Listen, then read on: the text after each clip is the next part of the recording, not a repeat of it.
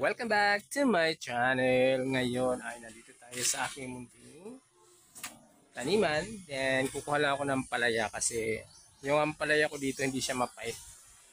Promise. Kasi organic siya. So meron dito isa. Ito. Okay. Kukunin ko siya para sa kulay ni Paris. Oh no!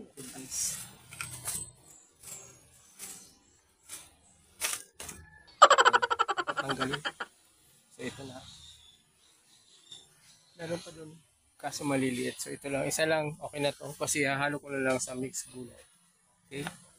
So yan muna. Yan. May mga bago akong tanim na sili. Iba't ibang klase ng sili. Meron din yung kalabasa from Thailand. Then yung kalamansi na minarkot ko malaki na rin. Ito kalabasa to. Yung maliliit lang siya. Pero madami yung ano. Madami siya kung magbunga. Then, ayan, yung mga pakuko, malaki na tsaka kamote. Ito rin. Ayan, ito yung umor na sili. Yan yun.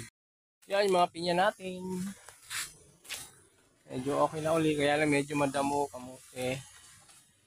Doon.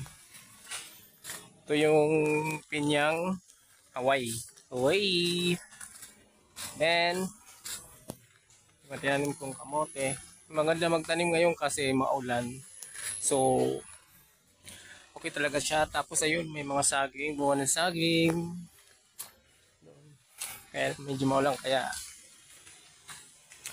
So, yan muna guys ang aking pag-reflex sa aking mga tanim.